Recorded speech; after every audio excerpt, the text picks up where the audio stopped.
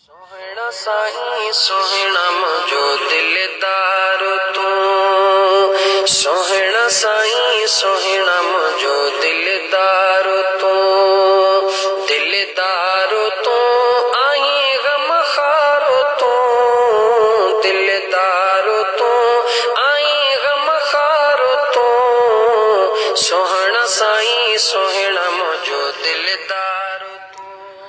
माण्हू सबन सोणा पखी सबन हंज, कंहिं कंहिं माण्हूअ मंझि अचे बूए बहार जी। दिलदार तो आई गम खार तो, सोहना साईं सोहना। लोक अदब सिलसिले जे 50वें प्रोग्राम गोल्डन जुबली प्रोग्राम आलमी ओताक में आजिज़ रहमतुल्लाह लाशारी तरफ़ां ॾेही परॾेही सभिनी सजणनि खे अस्सलामु अलैकुम वरहमतुल्लाहि वबरकातुहू।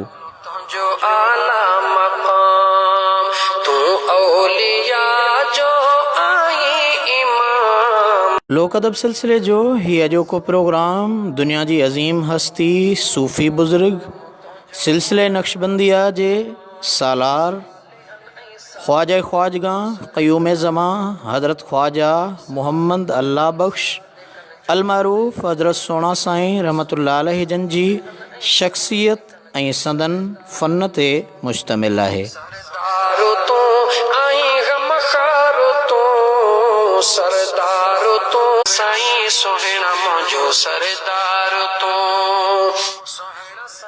दुनिया जे अंदरि केतिरनि ई नाले वारनि ऐं अज़ीम शख़्सियतुनि जनम वरितो आहे, जन पंहिंजे पंहिंजे ज़माने में पंहिंजनि क़ौमुनि पंहिंजनि क़बीलनि ऐं पंहिंजनि मुल्कनि जे लाइ जिदोजहद ऐं क़ुर्बानियूं ॾेई वॾी अज़मत ऐं शान मान मर्तबो हासिल कयो आहे। उन्हनि में अज़ीम सूफ़ी अॻवान हज़रत सोणा साईं रहमतुल्लाह अलैहि जन खे बि शुमार कयो वञे थो।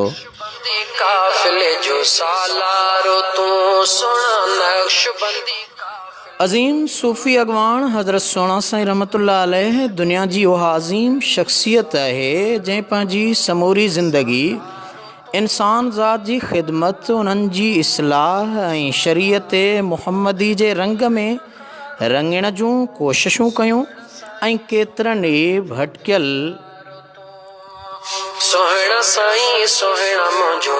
इंसाननि खे राहे रास ते आंदो।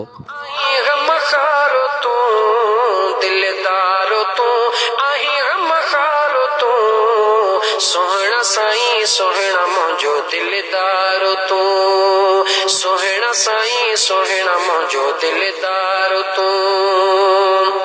क़यामत में आका इनायत कदे इनायत। सिलसिले आलिया नक्शबंदिया मुजद्दिदिया जे सरवान पीरे तरीक़त रहबरे शरीयत हज़रत ख्वाजा ख्वाजगा हज़रत अल्लाह बख्श अब्बासी गफ़ारी नक्शबंदी सिराजुस सालिकीन जो नालो हज़रत ख्वाजा अल्लाह बख्श हुयो, जॾहिं त संदन खे सोणा साईं जे सुहिणे लक़ब सां पूरी दुनिया में सुञातो वञे थो।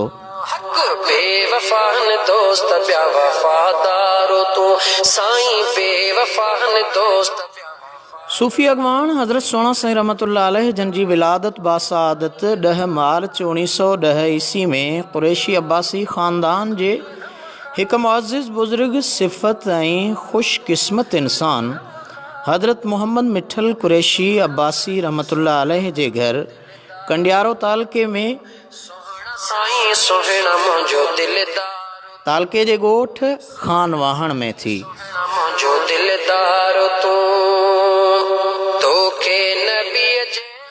क़ुरान करीम ऐं चइनि जमायतुनि ताईं दीनी तइलीम ऐं तरबियत पढ़ण बैदि पाण ज़राअत जे शोबे में फ़ाइनल ताईं तइलीम हासिल कयाऊं।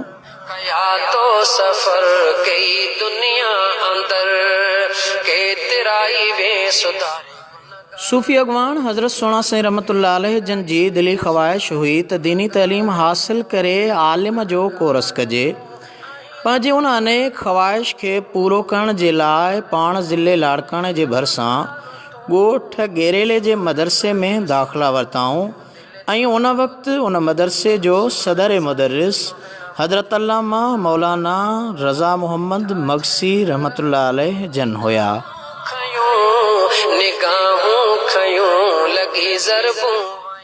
जेके बहितरीन उस्ताद बुज़ुर्गी ऐं तक़वा जे लिहाज़ सां तमामु घणो मशहूरु हुआ। कुझु ॾींहं गुज़रण खां बैदि में संजीदा मज़ाज, सादगी पसंद, अदीब ऐं ख़िदमतगार शागिर्द सूफ़ी अॻवान हज़रत सोणा साईं रहमतुल्लाह अलैह जन खां मदरसे जी इंतिज़ामिया, उस्ताद किराम ऐं तुलबा तमामु घणो मुतासिर थिया।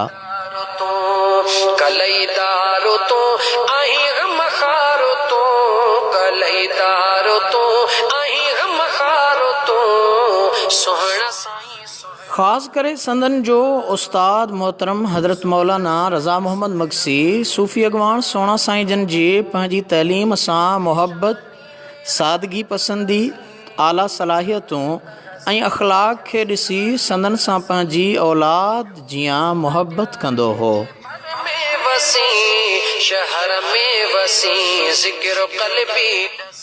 सूफ़ी अॻवान हज़रत सोणा साईं रहमतुल्लाह अलैह अरबी फ़ारसी जी तइलीम वालिदा जी ख़िदमत जे ज़रिए सां हासिल कई।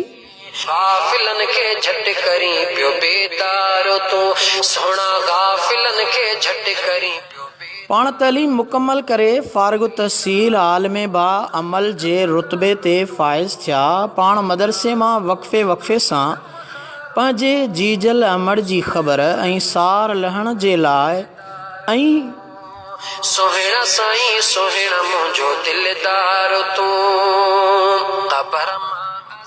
पंहिंजे घर में दाख़िल थींदा हुआ त वालिदा ॾिसी संदन खे अल्हम्दुलिल्लाह बिस्मिल्लाह जा अल्फाज़ मुबारक चई करे संदन जे लाइ ख़ुशीअ जो इज़हार फ़रमाईंदी हुई।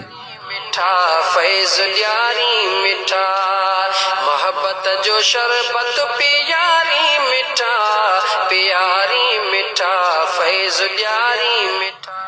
जी सजणो, तव्हां ॿुधी रहिया आहियो प्रोग्राम आलमी ओताक। अॼोके प्रोग्राम जो मौज़ू आहे सिलसिले नक्शबंदीअ जे सालारे आज़म सूफ़ी शाइर हज़रत सोणा साईं रहमतुल्लाह अलैह जन जी शख़्सियत ऐं फ़न। सोहिणा साईं सोहिणा मुंहिंजो दिलदार तूं, सोहिणा साईं सोहिणा मुंहिंजो दिलदार तूं, दिलदार। हज़रत सोणा साईं रहमतुल्लाह अलैह जन तालिब इल्मी जे ज़माने में जॾहिं पंहिंजे घर ईंदा हुआ ऐं पंहिंजी वालिदा माजिदा जी कदम बोसी करण जी कोशिशि कंदा हुआ त संदन वालिदा माजिदा कदम बोसी या हथ चुमण न ॾींदी हुई। पाण अदब सां पंहिंजी वालिदा माजिदा जी ख़िदमत में वेही रहंदा हुआ। संदन जी वालिदा माजिदा ख़ैरियत ऐं हाल अहिवाल मालूम करण सां गॾोगॾु हर हर दुआउनि सां पिणु नवाज़ींदी रहंदी हुई त अल्लाह ताला अव्हांखे दीन जो सचो आलिमो फ़ाज़िल करे ऐं डिघी उमिरि ऐं उन सां गॾु औलादे सालिह अता फ़रमाए।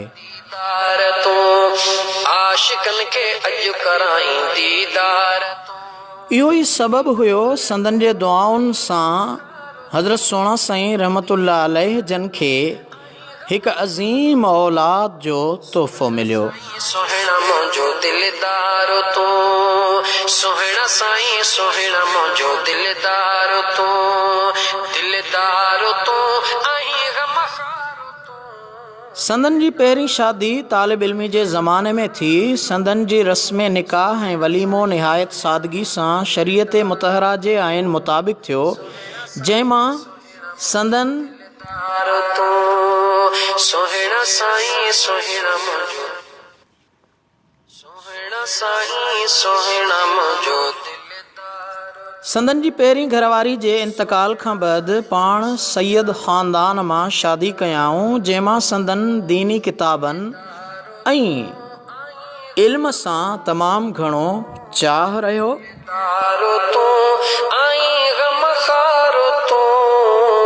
सोहिणा साईं सोहणा मुंहिंजो दिलदार तूं सोहणा साईं सोहणा मुंहिंजो दिलदार तूं। जी दोस्तो, अव्हां खे ॿुधायोसीं पिए त संदन जी पहिरीं शादी तालिब इल्मी जे ज़माने में थी। संदन जे रस्म निकाह ऐं वलीमो निहायत सादगी सां शरीयत मुतहरा जे आइन मुताबिक़ थियो। संदन जी पहिरीं घरवारी जे इंतकाल खां बैदि पाण सैयद ख़ानदान मां शादी कयाऊं, जंहिंमां संदन खे हिकु साहिबज़ादो मोहम्मद ताहिर ऐं 4 नियाणियुनि जो औलाद थियो।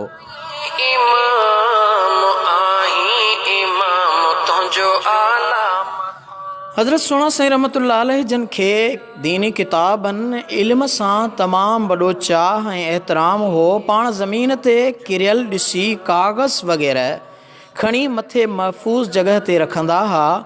पाण उन्हनि वरक़नि जो बि एहतराम कंदा हुआ ऐं पंहिंजी जमायत तोड़े ख़ादिमनि मुरीदनि खे बि ताक़ीद कंदा हुआ त उन्हनि जो एहतराम कयो। सरदार तूं सालिहन ऐं सादिकन जो सरदार तूं सोना। संदन जी तबीयत नंढे हूंदे खां ई तसव्वुफ़ ॾांहुं माइल हुई। पाण औलिया अल्लाह अहले बैत उज़ाम ऐं उलमाए किराम जो बेइंतहा अदब एहतराम कंदा हुआ। सन 1353 हिजरी बमुताबिक़ 1934 ईस्वी में पाण हज़रत ख्वाजा पीर फज़ल अली कुरैशी नक्शबंदी जन जी बैयत कयाऊं। दिलदार तूं आहीं गमख़ार तूं। सन 1954 ईस्वी में जॾहिं हज़रत ख्वाजा पीर फज़ल अली कुरैशी नक्शबंदी जन जो विसाल मुबारक थियो त उन खां बैदि हज़रत पीर फज़ल अली कुरैशी नक्शबंदी जे प्यारे ऐं पुरफैज़ ख़लीफ़े हज़रत ख्वाजा अब्दुल गफ़ार अल मरूफ़ पीर मिठा साईं रहमतुल्लाह अलैह जन जी दस्ते बैयत थिया ऐं उहो सन 1384 हिजरी बमुताबिक़ 1964 ईस्वी 8 शोबानुल मुअज़्ज़म जो ॾिहाड़ो हो।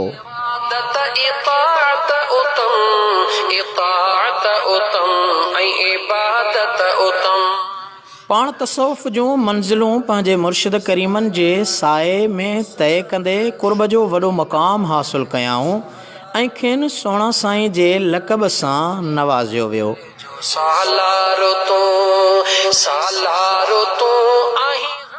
हज़रत पीर मिठा साईं रहमतुल्लाह अलैह जी वफ़ात खां बैदि पाण बहैसियत जानशीन पंहिंजे मुर्शिद जी मशन तरीक़े आलिया नक्शबंदिया जे फ़ुयूज़ व बरक़ात सां अवामुन्नास खे फैज़याज़ करण वास्ते जेको आम फ़हम ऐं आसान तरीक़ो अख़्तियार कयो, जंहिंजो दौरे हाज़ुर में मिसाल मिलणु तमामु मुश्किल आहे।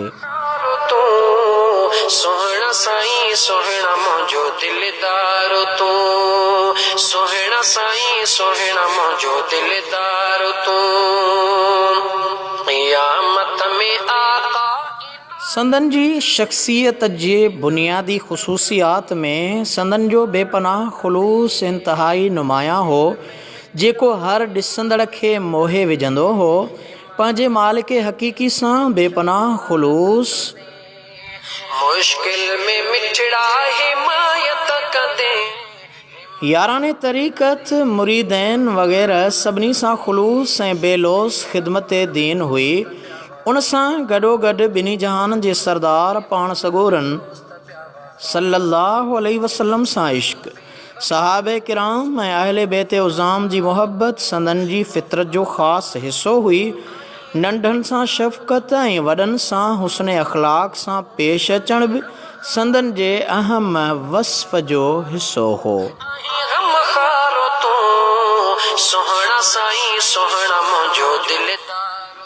ज़िंदगी भर पाण अल्लाह जे ज़िक्र जो ॾसु ॾींदा रहिया ऐं हर हिक सां मुहबत जो पैगाम वंडींदा रहिया।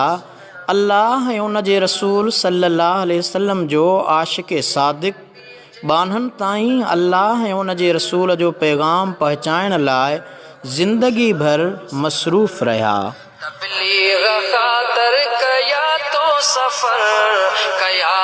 सफ़र कई दुनिया अंदर के तेराई वे सुधारे गुनगार तू पाण 6 रबीउल अव्वल 1404 हिजरी बमुताबिक़ 12 डिसंबर 1983 ईस्वी ते हिन बेवफ़ा जहान खे अलविदा चई करे दारुल बका ॾांहुं राही थिया।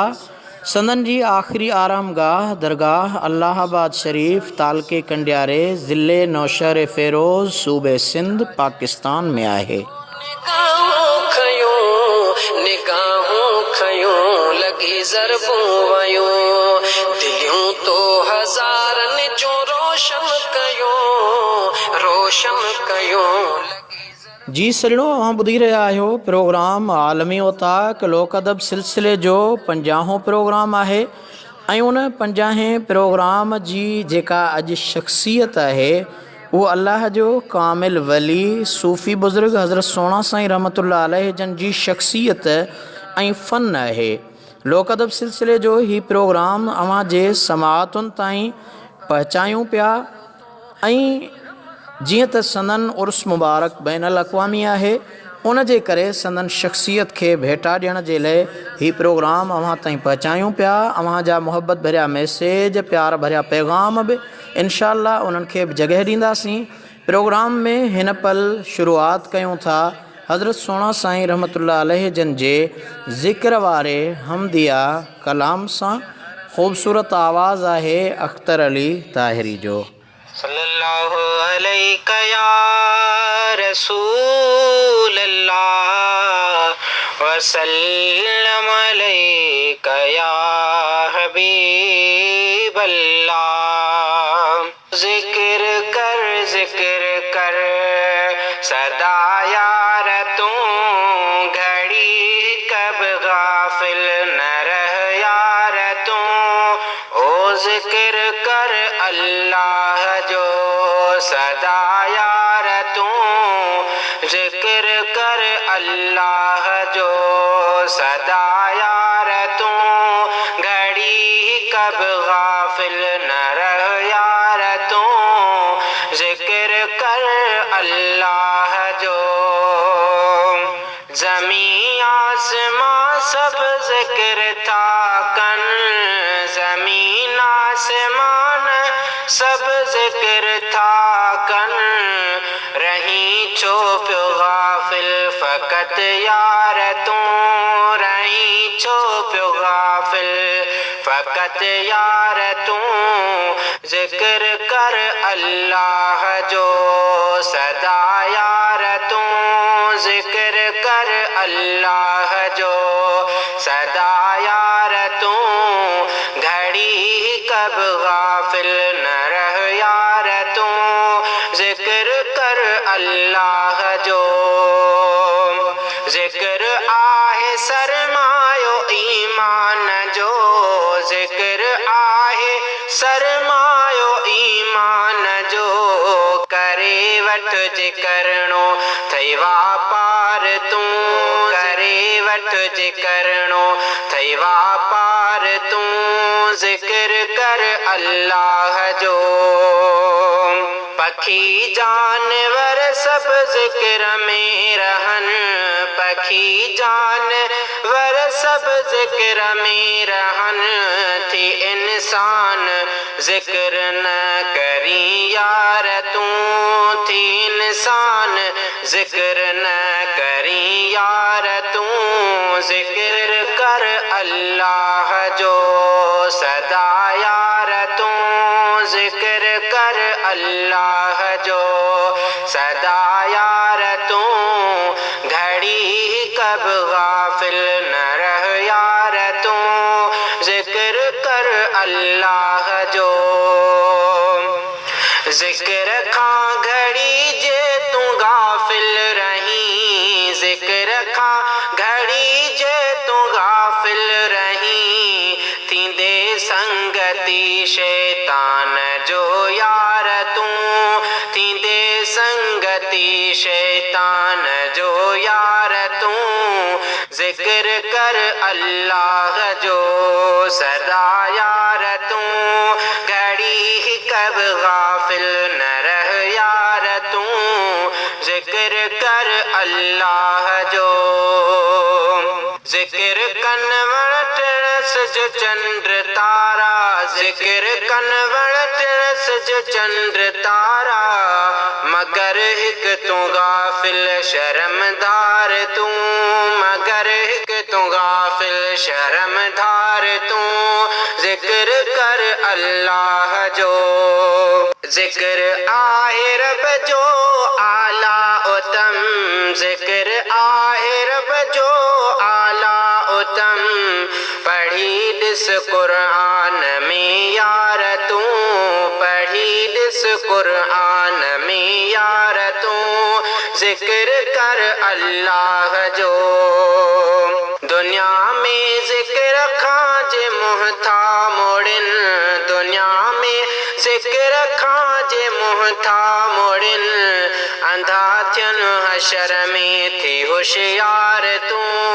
अंधा थियन हशर में थी होशियार तू जिक्र कर अल्लाह जो सदा यार तू घड़ी ही कब गाफिल न रह यार तू जिक्र कर अल्लाह जो अल्लाह बख्श तौफीक जिक्र जी मुखे अल्लाह बख्श तौफीक जिक्र जी मुखे जिक्र में वठी साह दिलदार तू जिक्र में वठी साह दिलदार तू जिक्र कर अल्लाह जो सदा यार तू घड़ी ही कब गाफिल न रह यार तू जिक्र कर अल्लाह जो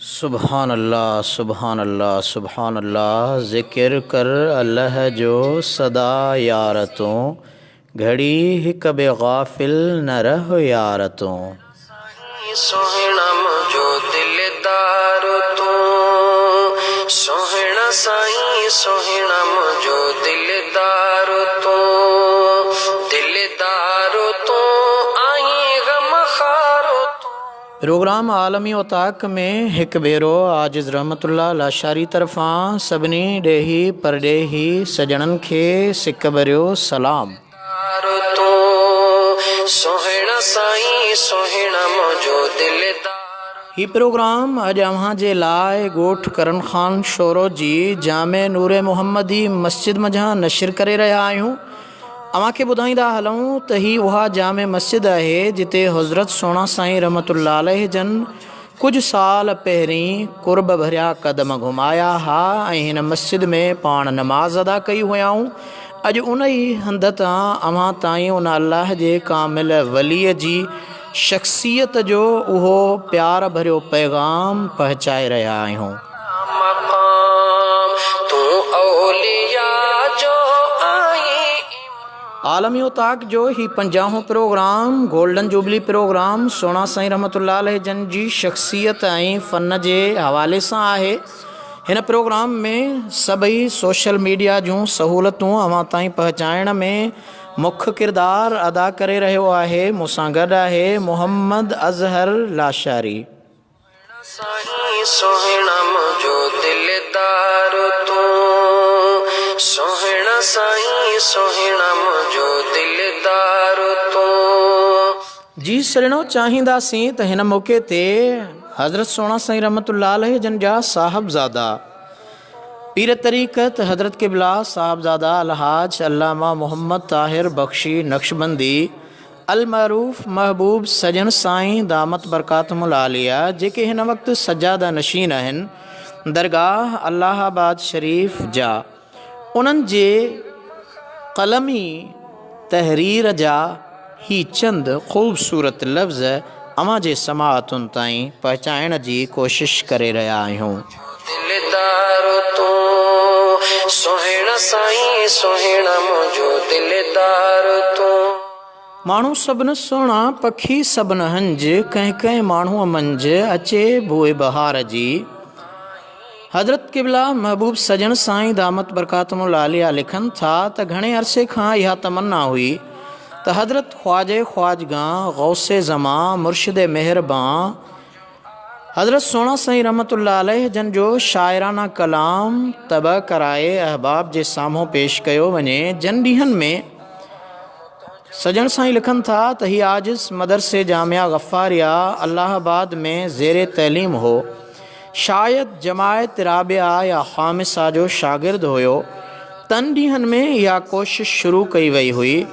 हिन आजिज़ सां गॾु उन प्यारे कम में मददगार मौलाना ग़ुलाम मुस्तफ़ा दीनपुरी पूरी तरह शामिल रहियो।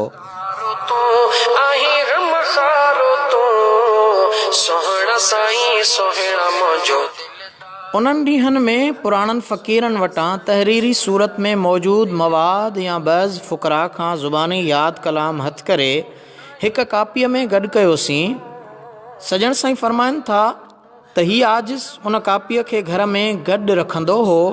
पंहिंजे मुर्शिदनि जो कलाम जेको हमद नात नसीहत खां सवाइ हमद नात नसीहत खां अलावा पंहिंजे शेख कामिल अकमल आलिम बाअमल शेखुल अरब वल अजम ख्वाजा ग़रीब नवाज़ हुज़ूर पीर मिठा रहमतुल्लाह अलैह जन जी सीरत सूरत नेकी तक़वा ऐं फ़िक्र तबलीग ते मुश्तमिल हुयो।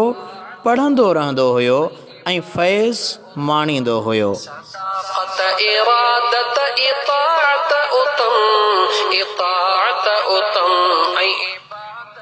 पुराणनि दोस्तनि जी ज़ुबानी हुज़ूर पीर मिठा रहमतुल्लाह अलैह जन जी सिज खां ज़्यादा रोशन चंड खां ज़्यादा हसीन सूरत जो तज़किरो ॿुधंदा रहियासीं, जंहिं हज़ारे माण्हुनि आलिमनि फ़ाज़िलनि अकुल जे अकाबरनि वॾेरनि ऐं ग़रीब हारियुनि खे मफ़तून ऐं मस्त बनाए छॾियो, जो उन्हनि जे ॾींहं ऐं राति वजद ऐं कैफ़ियत में अल्लाह अल्लाह जूं ज़रबूं हणंदे ऐं हक़ पीर मिठा जा नारा मस्ताना बुलंद कंदे गुज़रंदी हुई।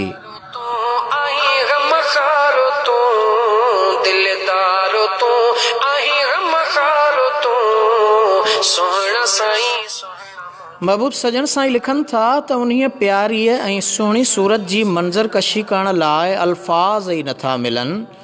जन संदन जो दीदार कयो तन ही बरमला इक़रार कयो त अहिड़ी शख़्सियत फ़रिश्ता सिफ़त जहान में किथे बि नज़र न आई।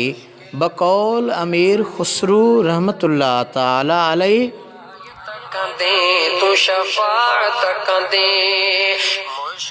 आफा कहा गर्दीदम महरे बता वर्जीदम बिस्यार खूबां दीदम अमा तो चीज़े दीगरी।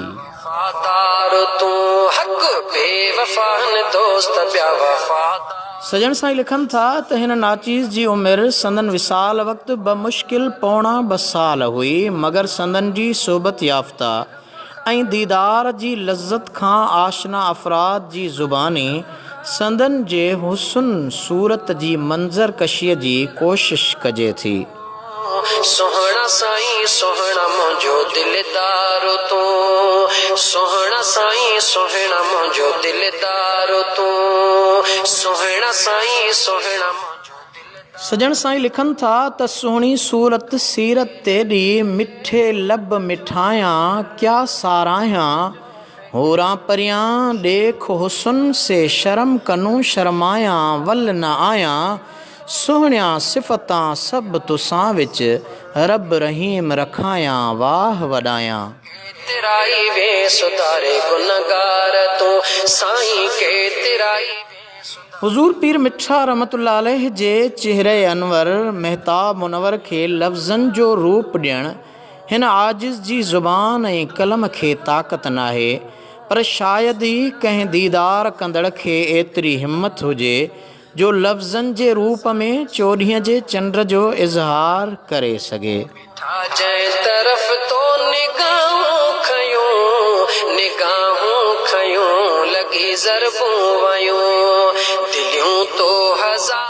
ख्वाजे ख्वाजगा हज़रत ख्वाजा मोहम्मद ताहिर अल मरूफ़ हज़रत महबूब सजन साईं दामत बरकातुहुल आलिया लिखनि था त संदन मुंहुं मुबारक जंहिं बि ॾिठो हूंदो उहो मुनाफ़िक़ सो न हुजे।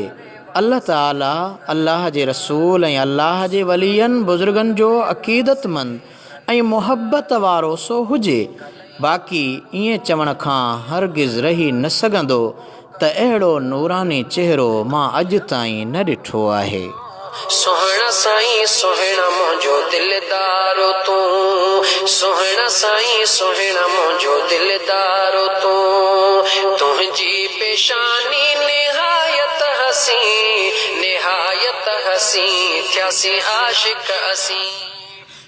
ख्वाजा ख्वाजगां हज़रत ख्वाजा मोहम्मद ताहिर अल मारूफ़ महबूब सजन साईं दामत बरकातुमुल आलिया पंहिंजी तहरीर में लिखनि था त बेशक हक़ आहे संदन सुहिणो साफ़ भूरो ॻाढ़ो रंग वेकरो ऐं गोल चेहरो, गलड़ा मुबारक भरियल ऐं गटोल, दिलि खे छिकींदड़ वणंदड़ भलड़ा ऐं प्यारा लॻंदा हुआ बकौल पीर सोहिणा साईं रहमतुल्लाह अलैह।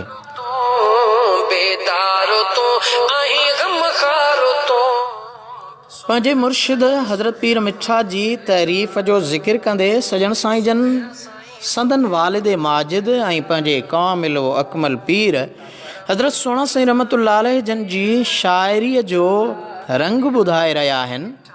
दिल जी यारी मिठा मोहब्बत जो शरबत। सजन साईं सोहिणा साईं जन जे उन शाइरीअ जो मिसाल ॾियनि था पीर मिठा जे उन सुहिणी सूरत जे हवाले सां त ॾिसी सूरत तुंहिंजी ऐं हुस्न जमाल, आयो नूर सिज चंड जे खे ज़वाल, तुंहिंजो नूरी चेहरो कमाल दर कमाल, पीर मिठा साईं पीर मिठा साईं पीर मिठा साईं। ख़ल्क़ में हुस्न जा जे अरबाब हुआ, ॾिसी सूरत तुंहिंजी से बेताब थिया, तूं तां कई क़ुर्बान महताब थिया, पीर मिठा साईं पीर मिठा साईं पीर मिठा साईं। तुंहिंजी नाज़ दिलड़ी आ मोही मुंहिंजी, अज़ल खां ई आहियां मां गोली तुंहिंजी, ज़ुबां ख्वा दिलि में आ ॿोली तुंहिंजी, पीर मिठा साईं पीर मिठा साईं पीर मिठा। सोहणा साईं सोहणा मुंहिंजो दिलदारो तूं, सोहणा साईं सोहणा।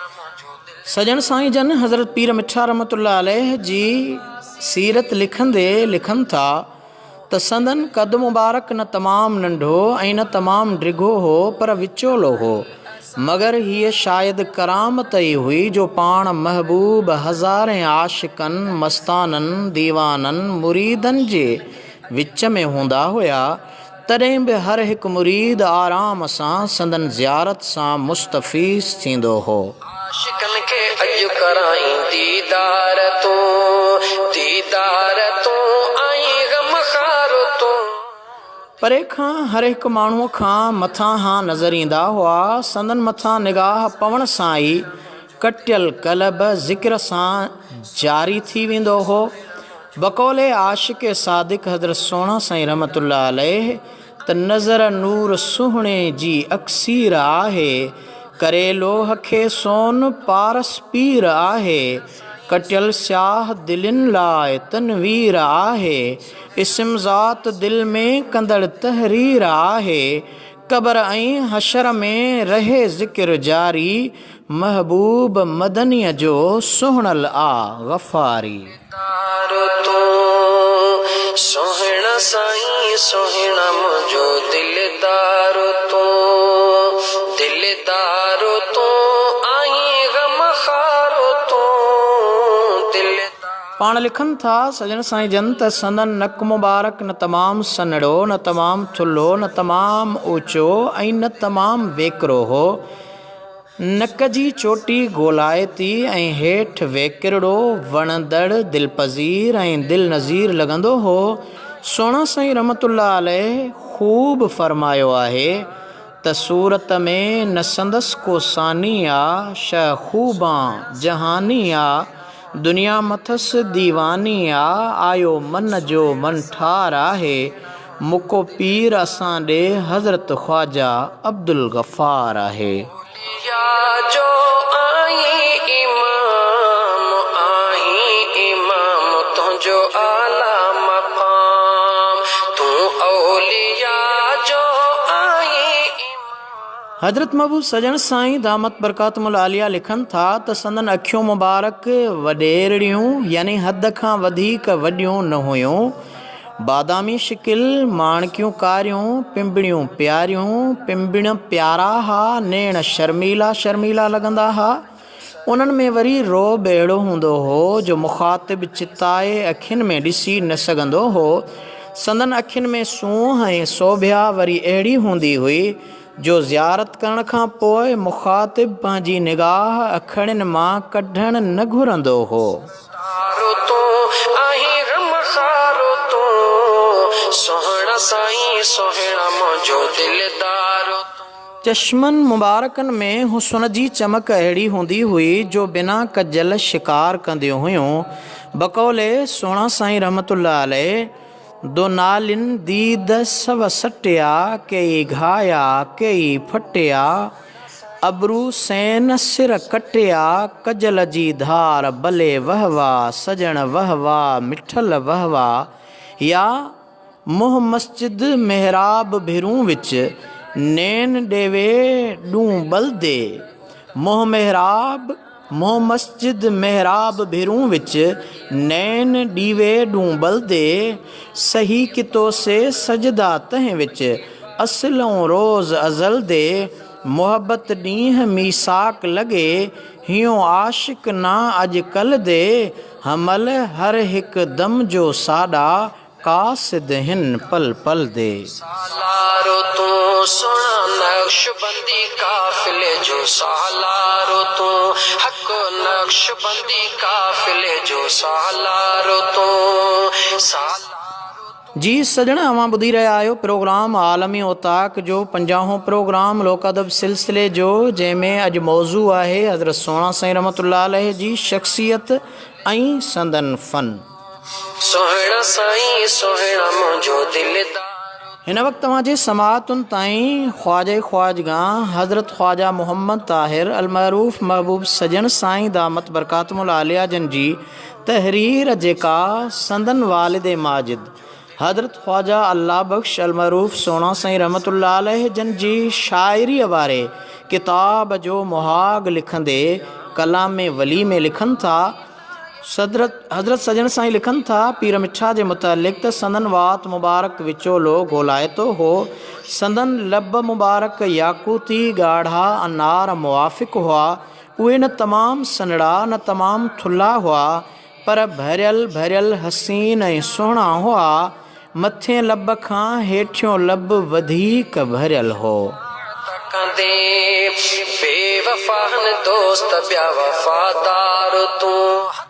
मुस्कुराइण वक़्तु संदन मथियां ॾंद मुबारक ज़ाहिर थींदा हुआ ऐं अहिड़ा त हसीन लॻंदा हुआ ॼण मोतियुनि जी माला पोयल आहे। ॾंद मुबारक तमामु अछा साफ़ ऐं चमकदार हुआ। कीअं न सोहणा साईं हिकु अज़ली आशिक़ अंदर जे इश्क जे हिकु शोले खे लफ़्ज़नि जो रूप ॾिनो आहे। सोहणा साईं सोहणा मुंहिंजो दिलदार तू सोहणा साईं गुलबर्ग नाज़ुक पर नाज़ बदन सोहणा मुंहिंजो दिलदार तू ॾिसी ॾंद करे रीस दुर्रे अदन लाल लब याकूत सीमी ज़कन पसी उशाकन में शोर बेताबी थी घर घर मुबारक बादी थी। दुनिया अंदर के तेराई वे सुधारे गुनगार तू। सजन साईं लिखनि था त तकरीर करण वक़्तु घणो करे प्यारा प्यारा किस्सा ॿुधाइण वक़्तु ॻाल्हाईंदा बि रहंदा हुआ ऐं मुस्कुराईंदा बि हुआ। यानी हिन मुबारक मुश्कंदड़ उहो मन जेको हुयो उहो मुश्कंदड़ महसूसु थींदो हो। वाक़िअनि वग़ैरह ॿुधाइण वक़्तु अछा भूरा ऐं भरियल हथड़ा खणी वात मुबारक सां सुहिणी ऐं प्यारे नमूने मंज़र निगारी अहिड़ी त अजीब नमूने कंदा हुआ जो परे वेठल लफ़्ज़ न सम्झंदे बि मफ़हूम सम्झी ख़ुशि थी वेंदा हुआ। सोहणा साईं रहमतुल्लाह अलैह कहिड़ी सुहिणी मनक़बत में फ़रमायो आहे त मोहियो जग खे मिठड़ी गुफ़्तार आहे कबक टोर खुरामा जा रफ़्तार आहे सीरत ख़ुल्क़े नबवी ॿियो प्यार आहे हुस्न जी ज़ियादह चमकार आहे दिलनि खे लुटे थी थिए बेक़रारी महबूब मदनीअ जो सुहिणला गफ़ारी। भलईदारो तूं आहीं गमखारो तूं सोहणा साईं। ॿिए हंधि कहिड़ी न पुरदर्द अंदाज़ में सोणा साईं रहमतुल्लाह अलैह जन तर्जमानी कई आहे। फरमाइनि था खिलण तुंहिंजो ऐं ॾिसण तुंहिंजो, घुमण ऐं गुफ़्तगू सारो तो, ग़िज़ा रूह संदी दिल मजरूह संदी, मलम न अहिड़ी ॿी का यार, पीर प्यारा अंदर जा ठारा, साह जा सिंगारा सुहिणा यार। कंडियारे जे भर में वसी ज़िक्र क़ल्बी डसी। संदन पेशानी मुबारक अच्छी वेकरी साफ़ ऐं चमकदार हूंदी हुई। मथे ते कुलाह मुबारक, कुल्लो मुबारक ऐं उन ते वरी कारो पटको ॿधण खां पोइ चमकदार चंड जियां हसीन लॻंदी हुई। कुलाह ते पटके ॿधण जो अंदाज़ अहिड़ो त सुहिणो हो जो पेशानीअ ते लफ़्ज़ अल्लाह जी मुनासिबत मालूम थींदी हुई। मुंहिंजो दिलदार तूं क़बर मां असां ॾे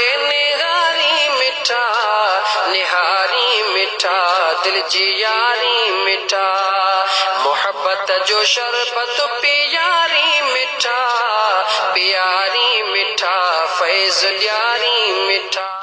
सजण साईं लिखनि था त कारे पटके ते पीर मिठा रहमतुल्लाह अलैह जो चहिरो मुबारक अहिड़ो निखरंदो हो जो ॼण बादल मां सिजु निकिरी आयो हुजे।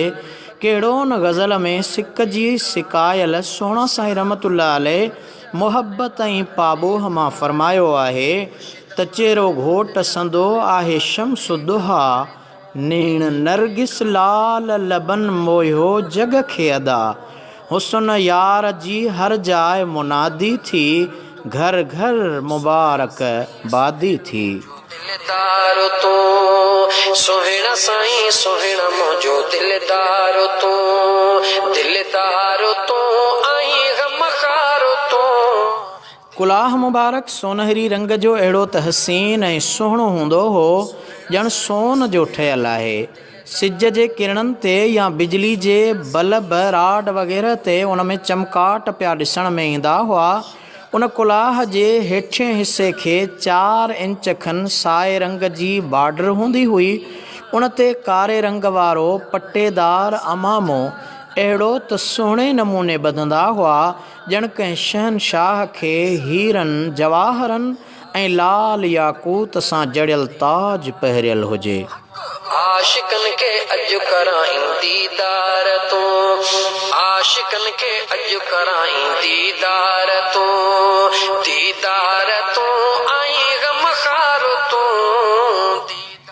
सजण साईं फरमाइनि था त कुलाह मुबारक जे करे मथो मुबारक ढकियल हूंदो हो, पर पोयां कंध मुबारक ते संदन सुहिणा ऐं अछा वार मुबारक अहिड़ा त संवारियल तिरछियल ऐं फणी ॾिनल सुहिणा भलड़ा ऐं प्यारा लॻंदा हुआ ॼण नूर जूं लाटूं या किरणा हुजनि।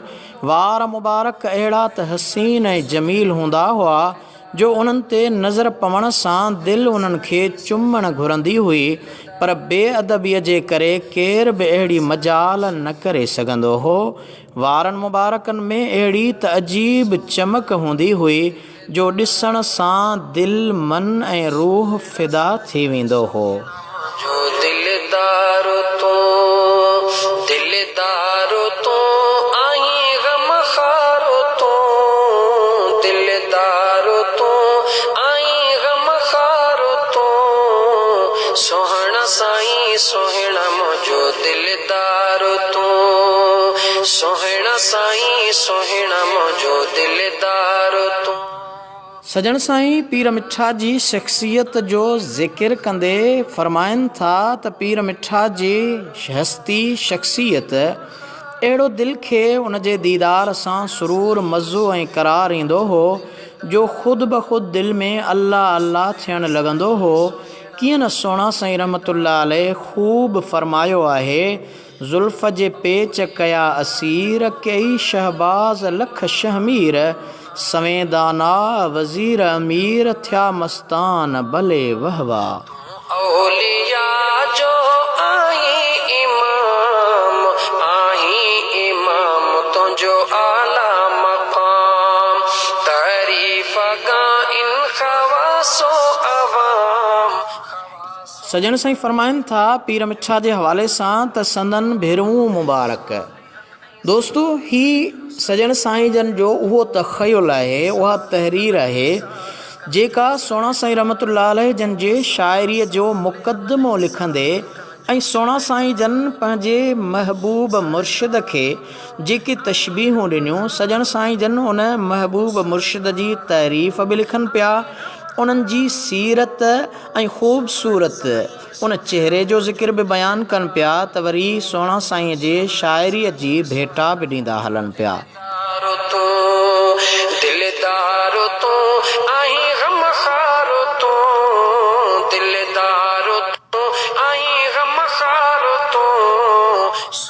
सजण साईं लिखनि था त संदन भेरूं मुबारक गोल घाटियूं ऐं ॿिटियूं हुयूं, आख़िरी उमिरि में अहिड़ियूं त अछियूं सफ़ेद ऐं सुहिणियूं लॻंदियूं हुयूं, ॼण नंढड़ियूं नंढड़ियूं नूर जूं शमऊं चमकी रहियूं हुजनि।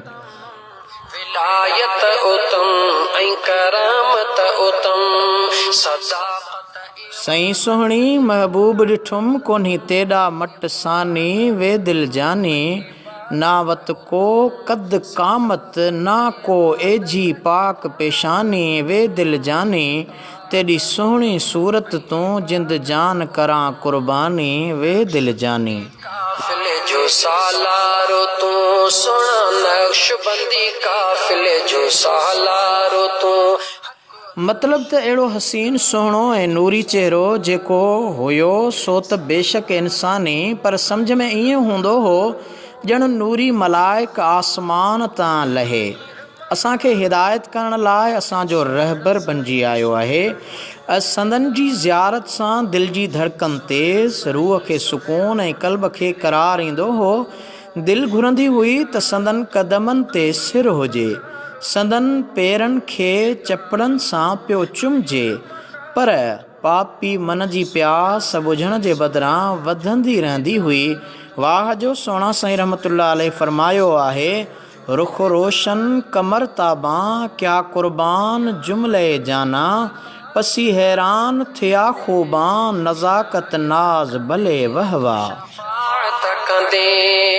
मुश्किल में मिठड़ा हिमायत कंदे। संदन हलण जी टोर मोर वांगुरु सुहिणी हुई। नंढड़ा कदमड़ा खणी तकिड़ो तकिड़ो हलणु फरमाईंदा हुआ।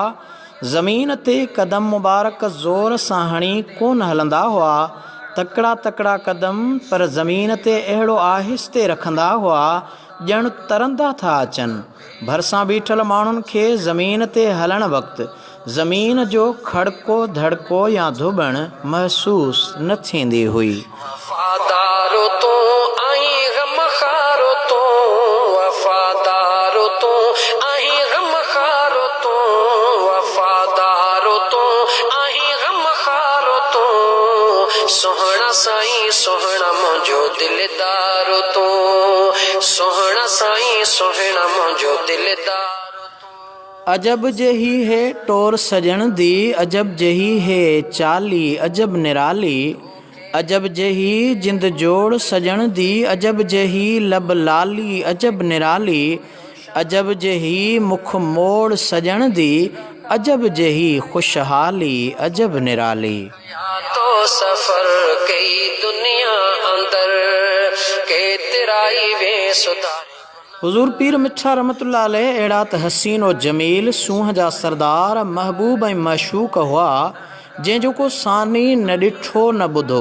अंग अंग हर अदा हर नाज़ व अंदाज़ नित निरालो, नूर ऐं नीह जो नाज़ुक निर्मल नाइबे नबी, न वॾाई न तकब्बुर, पर ख़ुदीअ में पंहिंजो मट पाण हुआ।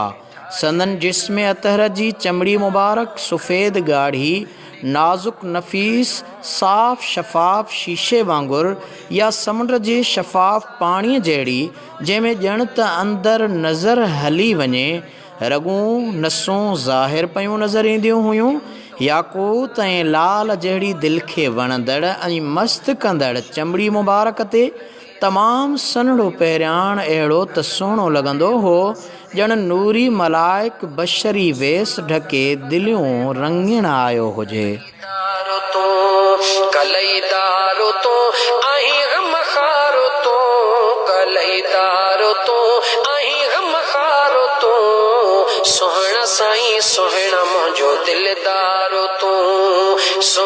साईं सोहिणा मुंहिंजो दिलदारो तुंहिंजी पेशानी निहायत हसी थियासी आशिक असी।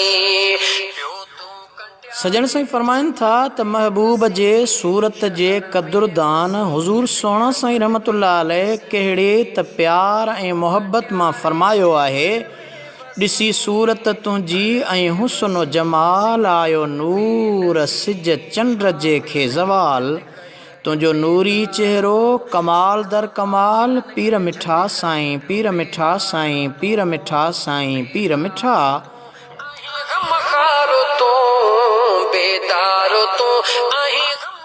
ख़ल्क़ में हुस्न जा जे अरबाब हुआ, ॾिसी सूरत तुंहिंजी से बेताब थिया, तो तां कई क़ुर्बान महताब थिया, पीर मिठा साईं पीर मिठा साईं पीर मिठा साईं पीर मिठा।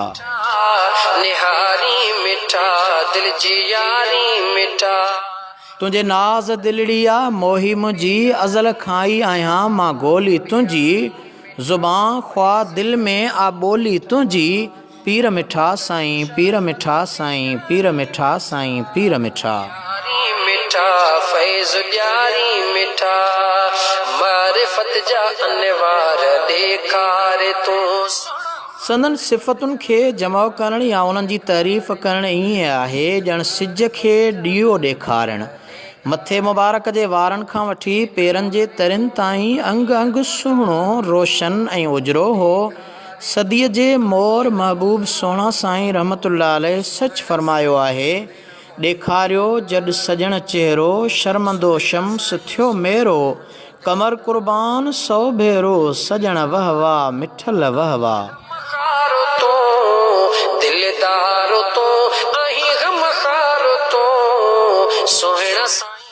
जी दोस्तो, अव्हां प्रोग्राम आलमी ओताक ॿुधी रहिया आहियो ऐं मां आहियां अव्हां जो मेज़बान आजिज़ रहमतुल्लाह लाशारी। सोशल मीडिया जूं सभु सहूलतूं अव्हां ताईं पहुचाइण में मूंसां सहूलतकार आहे मोहम्मद अज़हर लाशारी।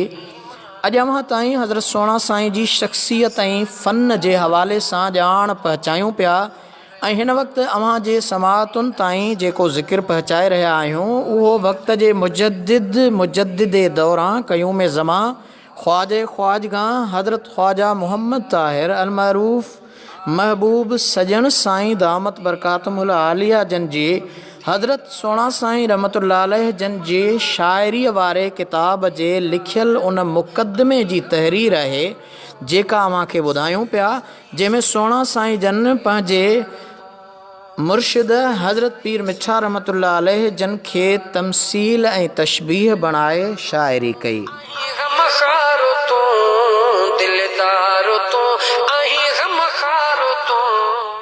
सोहिणा साईं सोहिणा मुंहिंजो दिलदारो तूं, सोहिणा साईं सोहिणा मुंहिंजो दिलदारो तूं, सोहिणा साईं सोहिणा मुंहिंजो।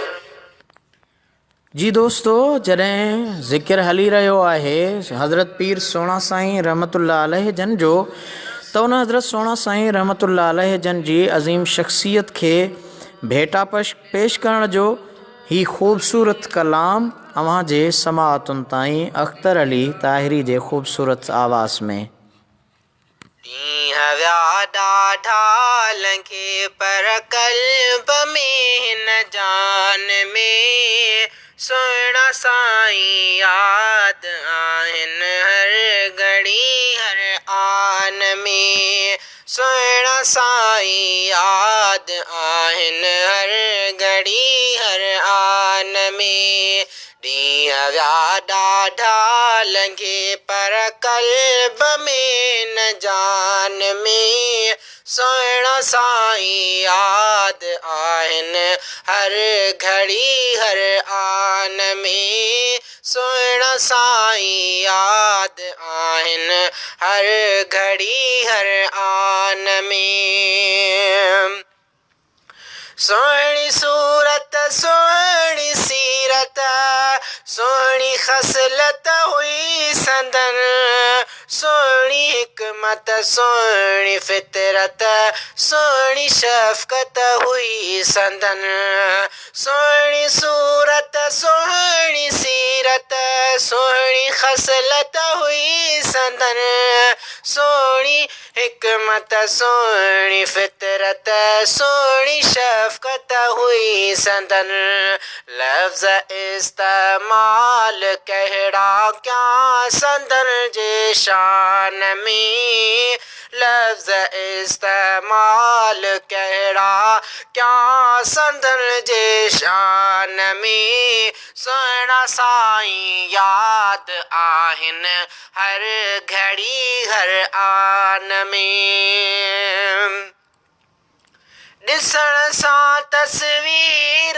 प्यारी ही अखियूं ठरंदियूं हुयूं ॿुधण सां तकरीर प्यारी ही दिलियूं ठरंदियूं हुयूं ॾिसण सां तस्वीर प्यारी ही अखियूं ठरंदियूं हुयूं ॿुधण सां तकरीर प्यारी ही दिलियूं ठरंदियूं हुयूं एतिरो तासीर हो आवाज़ में इल्हाम में सोहणा साईं याद आहिन हर घड़ी हर आन में ॾींहं विया ॾाढा लंघे पर क़ल्ब में न जान में सोहणा साईं याद आहिन हर घड़ी हर आन में कुर्ब थिया केॾा वॾा सदके दुनिया सारी कबी यार सां आशिक अबासी चए वफ़ादारी कबी कुर्ब थिया केॾा वॾा सदके दुनिया सारी कबी यार सां आशिक अबासी चए वफ़ादारी कबी इंशाअल्लाह दफ़न बि थींदासीं नैवान में सोहणा साईं याद आहिन हर घड़ी हर आन में ॾींहं विया ॾाढा लंघे पर क़ल्ब में न जान में सोहणा साईं याद आहिन हर घड़ी हर आन में सोहणा साईं याद आहिन हर घड़ी हर आन में गमखार तूं सोहणा साईं सोहणा मुंहिंजो दिलदार तूं सोहणा साईं सोहणा मुंहिंजो दिलदार तूं आहीं गमखार तूं दिलदार तूं आहीं गमखार तूं सोहणा साईं सोहणा मुंहिंजो दिलदार तूं प्रोग्राम आलमी उताक में हिकु भेरो ॾेही परॾेही सभिनी सजणनि खे आजिज़ रहमतुल्लाह लाशारी तरफ़ां सिक भरियो सलाम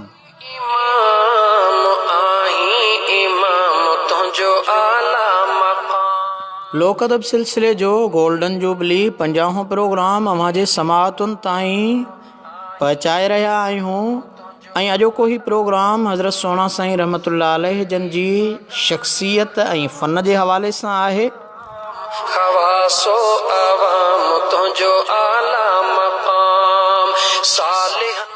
सोशल मीडिया सहूलतकार तौर मूंसां गॾु आहे मोहम्मद अज़हर लाशारी सादिकन जो सरदार तूं सोहणा सालिहन ऐं सादिकन जो सरदार तूं आहीं गमखार तूं जी सॼणो थोरी देरि पहिरियां अव्हांजे समाअतुनि ताईं हज़रत सोहणा साईं रहमतुल्लाह अलैह जन जी शाइरीअ कलाम वली जे मुक़दमे जूं उहे ख़ूबसूरत सिटरूं अव्हांजे समाअतुनि ताईं पहुचाए रहिया हुआसीं जेके हज़रत ख्वाजा ख्वाजगां हज़रत ख्वाजा मोहम्मद ताहिर अल मरूफ़ महबूब सजण साईं जन कलाम वली जे शाइरीअ वारे मुक़दमे में लिखियूं आहिनि। हींअर उन तसलसुल खे क़ाइमु रखंदे अवां ताईं सजण साईं जी लिखियल बाक़ी उन तहरीर जा अहम काराइता ऐं मोतिन खां वधीक महकंदड़ लफ़्ज़ पहुचायूं पिया। विलायत उतम ऐं करामत उतम, सदाक़त इरादत इताअत उतम, सजण साईं फरमाइनि था त हुज़ूर पीर मिठा जी गुफ़्तगू मुबारक अहिड़ी त दिल नवाज़ हूंदी हुई जो ॿुधण सां किन खे रस ऐं मन खे चस ईंदो हो। दिलि घुरंदी हुई त पाण वेठा ॻाल्हाइनि ऐं असां वेठा ॿुधूं। आवाज़ मुबारक न तमामु थुल्हो या गघो ऐं न तमामु सन्हड़ो, पर अहिड़ो मर्दाना मजाज़, सुरीलो, दिलकश ऐं मशहूर कुन हूंदो हो जंहिंखे जेतिरो वक़्तु बि वेही ॿुधबो हो उहो बोर या कक न थींदो हो। बल्कि संदन तक़रीर वक़्तु कंहिं ॿार परे खां रड़ या गोड़ कयो त दिलि खे कावड़ अची वेंदी हुई। रेलवे लाइन भरिसां हुअण करे कंहिं वक़्तु रेलगाॾी लंघंदी हुई त दिलि जली वेंदी हुई त रेल खे बि हिन वक़्तु अचिणो हो।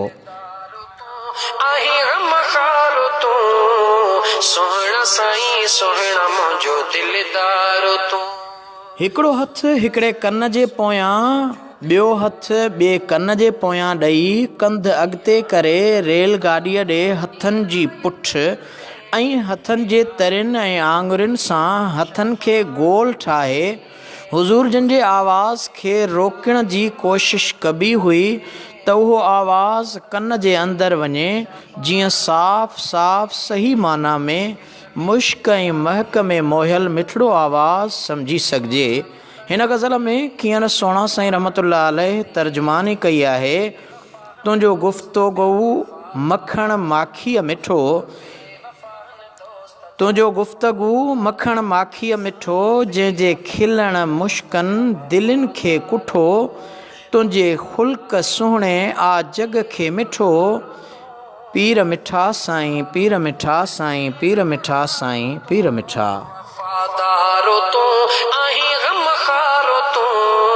सोहना साईं सोहना मुंहिंजो दिलदारो तूं, सोहना साईं सोहना मुंहिंजो दिलदारो तूं, सोहना साईं सोहना।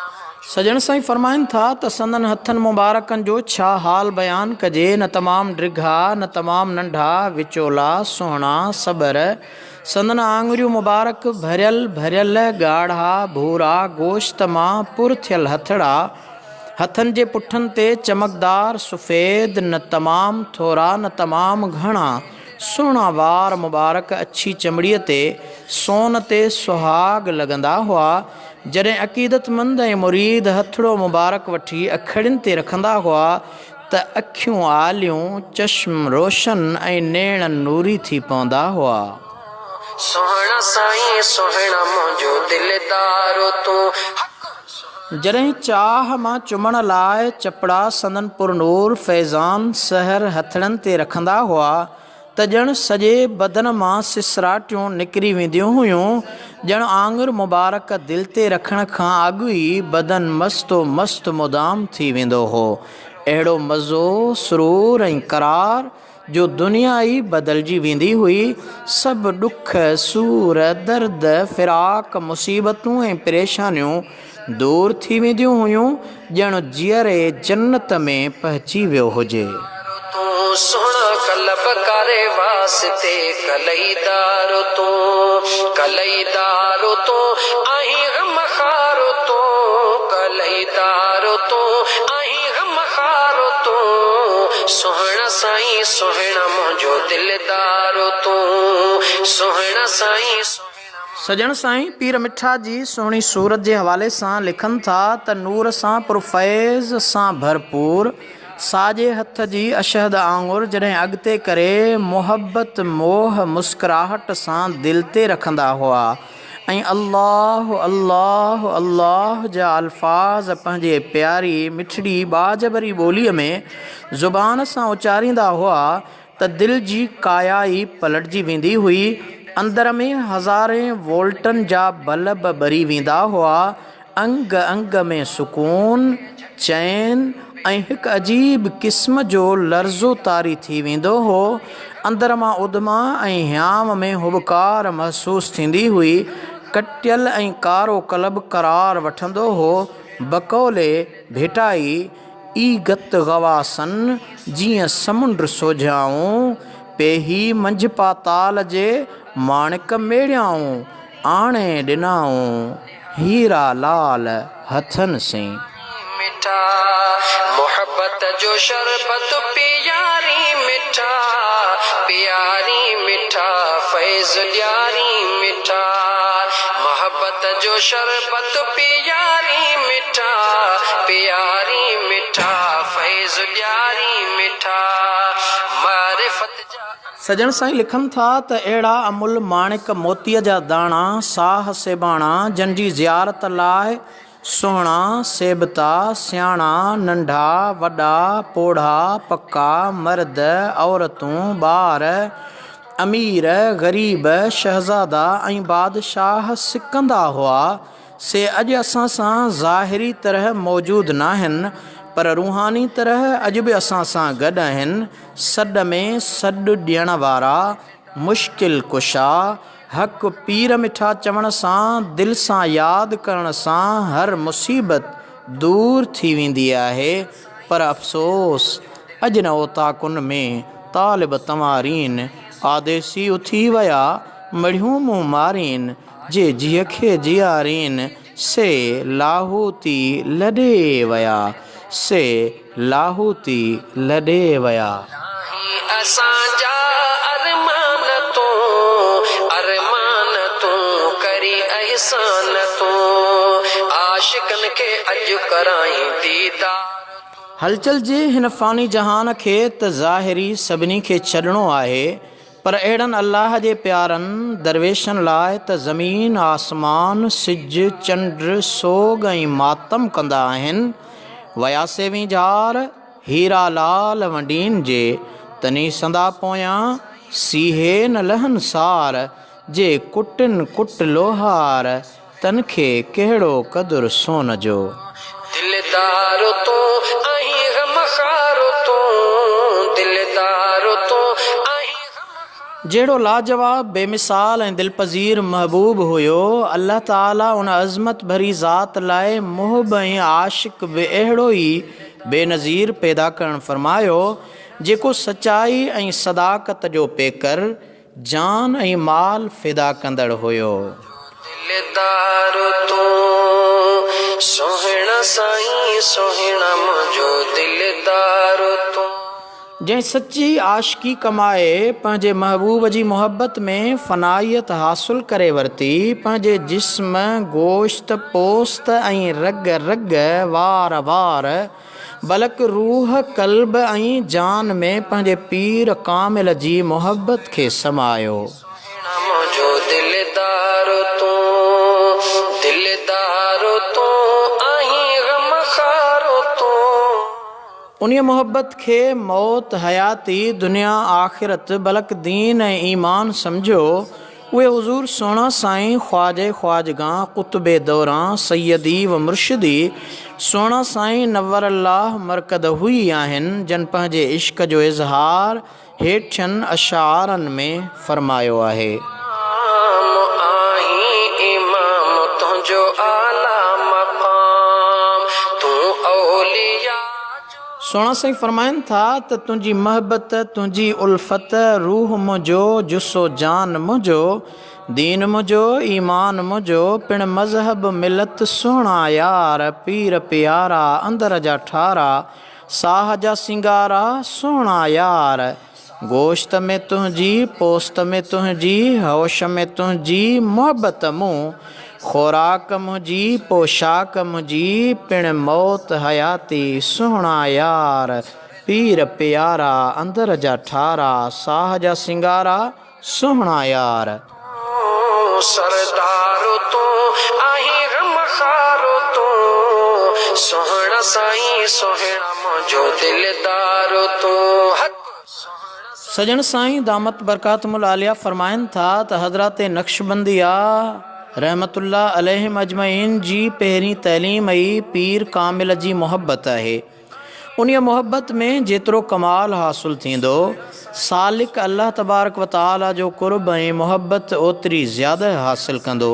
बक़ौल इमाम रब्बानी मुजद्दिद मुनव्विर अल्फसानी हज़रत ख्वाजा अहमद सरहंदी रदियल्लाहु अन्हु, विलायत उत्तम ऐं करामत उत्तम, सदाक़त इरादत शेर जो तर्जुमो लिखंदे सजण साईं फरमाइनि था त उहो मुंहुं मुबारक जंहिंखां तुंहिंजी अखि टेड़ी आहे, तुंहिंजो पहिरियों मक़सूद त तुंहिंजो पीर आहे। यानी सभिनी खां अव्वल तुंहिंजी रसाई तुंहिंजे पीर ताईं आहे, उन खां पोइ रसूलुल्लाह सल्लल्लाहु अलैहि वसल्लम ताईं रसाई थींदी। इज़ां रूए के चश्मे तस्ते अहवाल के पीर तस्त मक़सूद अव्वल।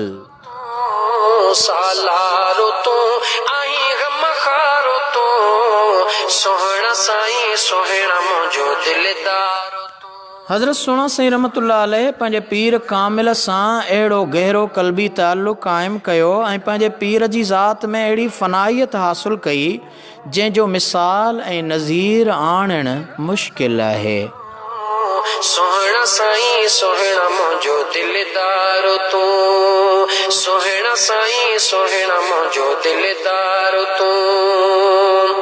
क़यामत में आका इनायत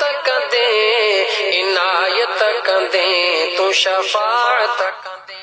ख्वाजा खोजगां हज़रत पीर ख्वाजा मोहम्मद ताहिर अल मरूफ महबूब सजण साईं दामत बरकातुहुल आलिया सोना साईं जी लोक शाइरीअ जे किताब कलाम वली में लिखनि था त सैयद अब्दुल ख़ालिक शाह रहमतुल्लाह अलैह जंहिं पंहिंजी समूरी ज़िंदगी सोना साईं रहमतुल्लाह अलैह जी ख़िदमत में गुज़ारी, सफ़र ऐं हज़र में ख़ादिम ख़ास बणिजी रहियो।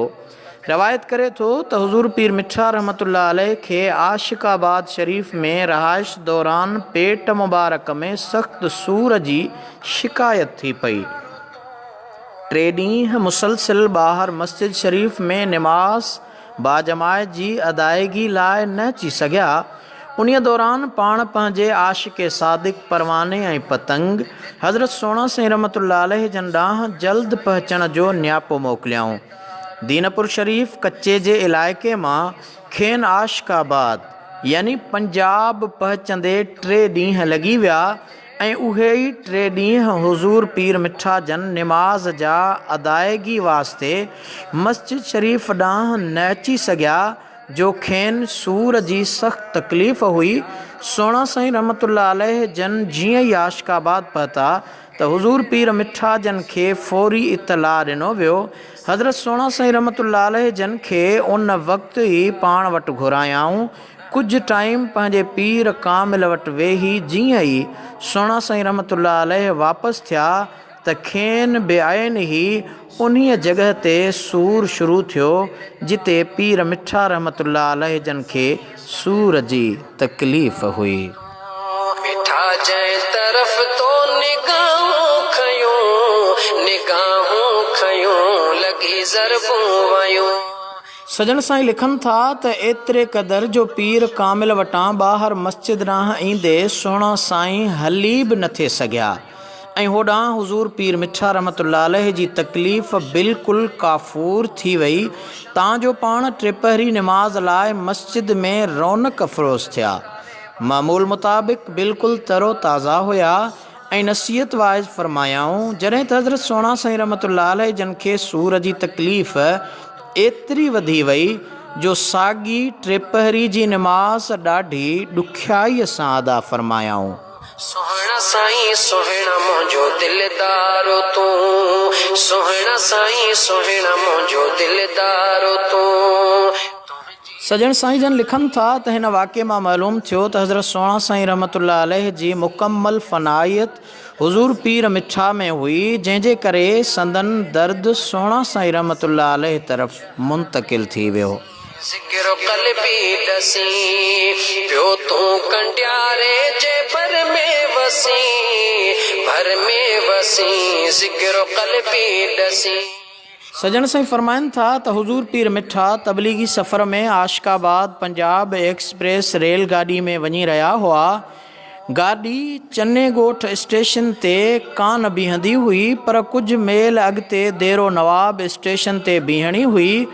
चने ॻोठ स्टेशन खां जीअं स्पीड में गाॾी गुज़री, तीअं सोहिणा साईं रहमतुल्लाह अलैह टपो ॾेई आशिकाबाद मां साइकिल काहिण हलिया विया त जीअं आशिकाबाद ताईं हुज़ूर पीर मिठा पंधु न हलनि।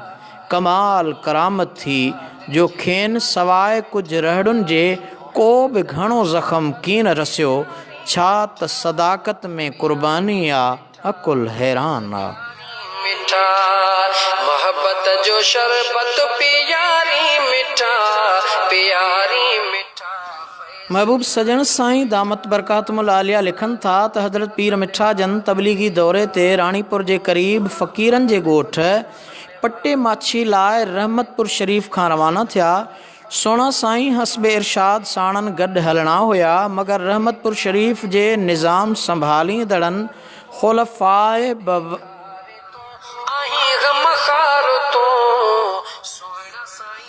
बेवजूह सोहिणा साईं रहमतुल्लाह अलैह खे वञण खां मुमानियत कई।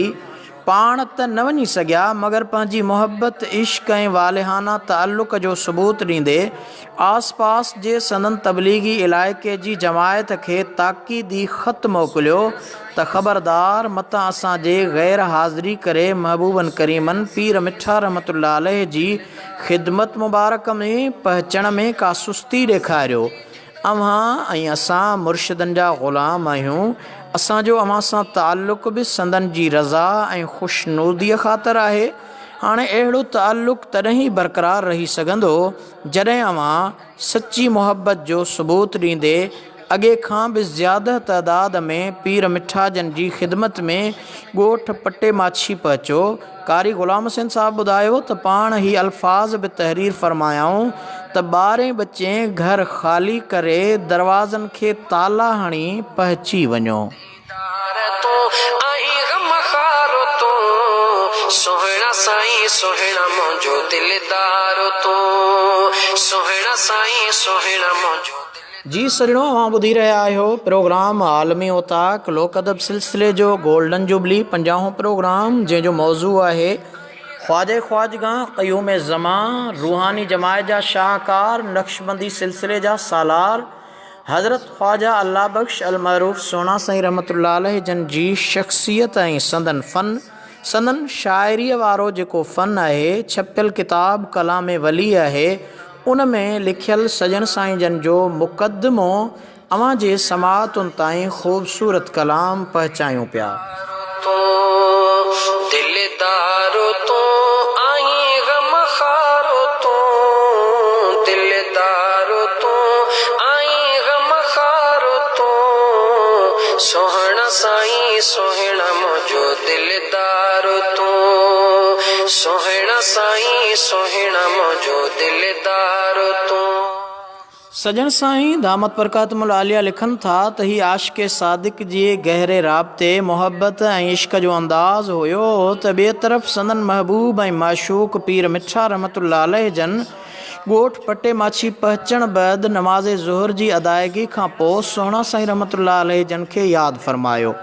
अर्ज़ु कयो वियो त पाण न अची सघिया आहिनि। संदन जो चहिरो अनवर जेको हमेशह गुलाब जे गुल वांगुरु गुलाबी रहंदो हो, तंहिं ते सख़्त नाराज़गी जा आसार ज़ाहिर थिया ऐं अञा बि वधीक याकूत वांगुरु लाल थी वियो। फ़रमायाऊं, मॾी पटो यानी टपड़ खणो, असां वापसि था वञूं। कुझु लम्हा ख़ामोश रहण बैदि फ़रमायाऊं त सोहिणा साईं रहमतुल्लाह अलैह खे जल्दी घुरायो। सो आवाम तुंहिंजो आला मक़ाम सालिहन ऐं तमील इरशाद कंदे जल्द माण्हू मोकिलियो वियो ऐं सोहिणा साईं रहमतुल्लाह अलैह हाज़िर ख़िदमत थिया। अहिड़ा केतिरा ॿिया बि मिसाल ऐं वाक़िया मौजूदु आहिनि जिन में हुज़ूर ख्वाजे ख्वाजगां पीर मिठा रहमतुल्लाह अलैह जन जी सोहिणा साईं रहमतुल्लाह अलैह जन सां बेइंतहा शफ़क़त क़ुर्ब प्यार ऐं मोहब्बत ज़ाहिर थिए थी। जीअं लांगरी मौलवी अब्दुर्रहमान रहमतुल्लाह अलैह सजन साईं लिखनि था त ॾाढो लांगरी रवायत थी करे त हिक दफ़े हुज़ूर पीर मिठा रहमतुल्लाह अलैह फरमायो त असांजी दिलि चाहे थी त ज़मरद ऐं सोन जो महल ठहिरायूं ऐं उन्हीअ में मौलवी साहब यानी हज़रत सोना साईं रहमतुल्लाह अलैह खे विहारे ॾिसंदा रहूं। हक़ीक़त ही आहे त सोना साईं रहमतुल्लाह अलैह जन जी सची आशिकी, वालिहाना मुहब्बत, अक़ीदत, जान निसारी ऐं वफ़ादारी हुज़ूर पीर मिठा रहमतुल्लाह अलैह जन खे एतिरी पसंदि आई जो सोना साईं रहमतुल्लाह अलैह खे पंहिंजी ज़ात जो हिस्सो सम्झंदा हुआ। बलक बकौल शाह भिटाई रहमतुल्लाह अलैह आशिक़ से चइजनि जन ते आशिक़ पाण थियो, अहिड़े रंग रचन से आशिक़ ई माशूक़ थिया। इबादत उतम नक्शबंदी काफिले जो सालारो तू, सोना नक्शबंदी काफिले जो सालारो तू, हक नक्शबंदी काफिले जो सालारो। सजन साईं लिखनि था त सोना साईं रहमतुल्लाह ताला अलैह तालिब हुया, मगर पंहिंजे ख़ुलूस, सचाई, सदाकत सां सचो नींह लॻाए पंहिंजो पाण अर्पे तन मन धन खे यार तां फ़िदा करे तालिब मां मतलूब बणिजी विया, जंहिंजे सबूत में सजन साईं जन लातदाद मिसाल ॾिना आहिनि। सोहना साईं सोहना मुंहिंजो दिलदार तू, सोहना साईं सोहना मुंहिंजो दिलदार तू, क़यामत में आका इनायत कंदे, इनायत कंदे तू शफाअत कंदे, मुश्किल में मिठड़ा हिमायत। जी दोस्तों, सजन साईं दामत बरकातुल आलिया पंहिंजी तमामु तवील सोना साईं जे शाइरीअ वारे मुक़दमे में तहरीर लिखी अथनि। सजन साईं फरमाइनि था त इश्क़ ऐं मुहब्बत रसूल सल्लल्लाहु अलैहि वसल्लम खे परखण जी का कसवटी अगरि आहे त उहा इश्क़ सहाबा जी सूरत में मौजूदु आहे। सहाबा जे सरवाण ऐं आशिक़ रसूल सैयदना सिद्दीक़ अकबर रज़ी अल्लाह ताला अन्हु वांगुरु सिद्दीक़ी सिफ़त सोना साईं रहमतुल्लाह अलैह जन खे हज़रत सल्लल्लाहु अलैहि वसल्लम जी ज़ात वल सिफ़ात सां वालिहाना इश्क़, क़ल्बी गहरो ताल्लुक़, दीवानगी जी हद ताईं हासिल हुयो। सोहना साईं सोहना मुंहिंजो सजन साईं फरमाइनि था त हज़रत सल्लल्लाहु अलैहि वसल्लम जो इस्म गिरामी संदन जे आॾो वरितो वेंदो हो त संदन अखियुनि में आब जिस्म ते लर्ज़ो तारी थी वेंदो हो। संदन इस्म गिरामी खे बग़ैर वुज़ू ज़ुबान ते आणणु पसंदि न फ़रमाईंदा हुआ।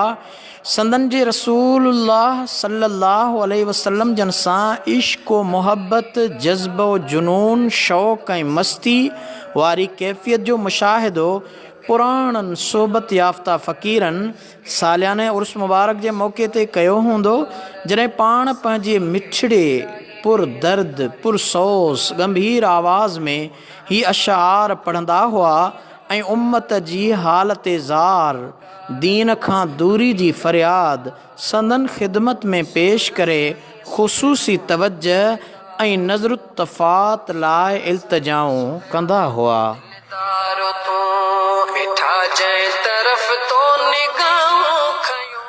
सजन साईं लिखनि था त हज़रत सोना साईं रहमतुल्लाह अलैह जन महबूब आका खे अर्ज़ कंदा हा, ए ख़ासान रसुल अब वक्त दुआ है, उम्मत पे तेरी आके अजब वक्त पड़ा है, जो दीन बड़े शान से निकला था वतन से, परदेश में वो आज गरीबुल गुरबा है, फरियाद है ए किश्ती उम्मत के निगहबां, बेड़ा ये तबाही के करीबान लगा है, ए चश्मे ज़िम्त बाबे अंतो उम्मी, दुनिया पे तेरा लुत्फ सदा आम रहा है। सोहना साईं सोहना मुंहिंजो दिलदारो तू, सोहना साईं सोहना मुंहिंजो दिलदारो तू। उहे पुरदर्द अशार पढ़ी पाण हंजूं हारींदा हुआ ऐं महफ़िल में मौजूदु हज़ारें सामईन हाज़रीन खे ज़ारो क़तार रुआरींदा हुआ ऐं बेख़ुदी जे आलम में ही नारा मस्ताना बुलंद फरमाईंदा हुआ, या रसूल अल्लाह, या रसूल अल्लाह, असांजी जान, असांजो माल अव्हां तां क़ुर्बान, असांजो औलाद, असांजो वतन, मडी माल, हज़ार बार लख बार क़ुर्बान क़ुर्बान क़ुर्बान। ईअं महसूसु थींदो हो त उहे सभु शयूं पाण पंहिंजे आका तां क़ुर्बान करे छॾियूं अथनि ऐं उहे इक़रार ऐं वाइदा मौजूदु सामईन ऐं हाज़रीन महफ़िल खां वठणु फ़रमाईंदा हुआ ऐं फ़रमाईंदा हुआ त हिकु जान छा लखे जानियूं क़ुर्बान आहिनि।